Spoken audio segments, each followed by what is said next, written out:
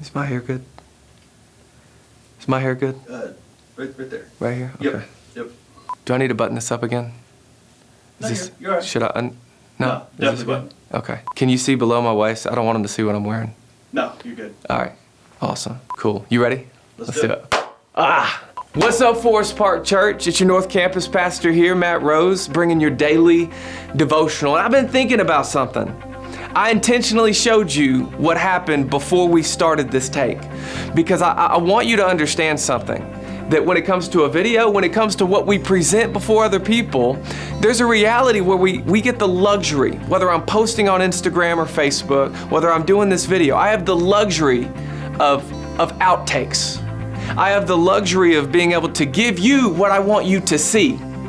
And it's so easy for me, and I want to talk a little bit about our insecurities because I get really insecure. Some of my staff would say amen in this moment because insecurities do come in, whether it's a staff meeting or whether it's on stage on Sunday trying to present before people.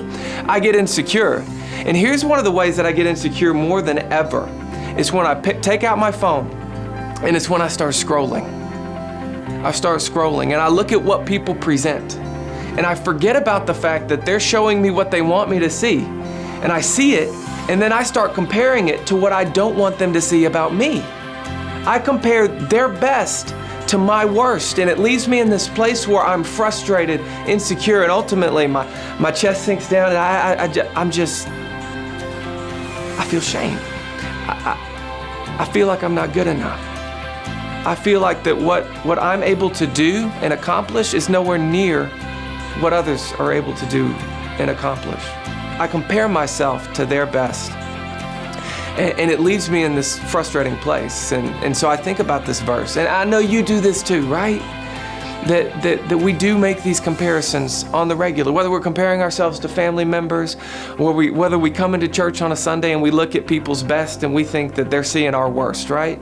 I know we do this. And there's a verse in 1 Timothy, it says this, it says, God has given us a spirit not of fear, but of power, of love, of a sound mind. That fear comes from, our insecurities. That fear comes because we feel powerless. That fear comes because we're thinking about ourselves. That fear comes because we lack the ability to make a decision to go in the right direction, to think about the things that we should think about. God hasn't given us a spirit of fear.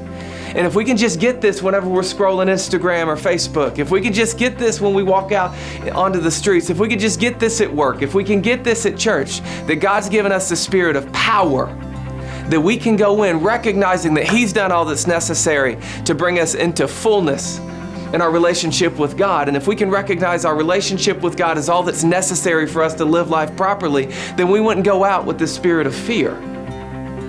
That we wouldn't think so often about how people are better than us, or how they accomplish more than us, or how I haven't accomplished what I should accomplish. Man, we got to quit this comparison game because we'll never win it. And so if you're one of those people who scrolls, if you're one of those people who strolls, if you're one of those people who goes out and constantly compares yourself to other people, I want to encourage you right now.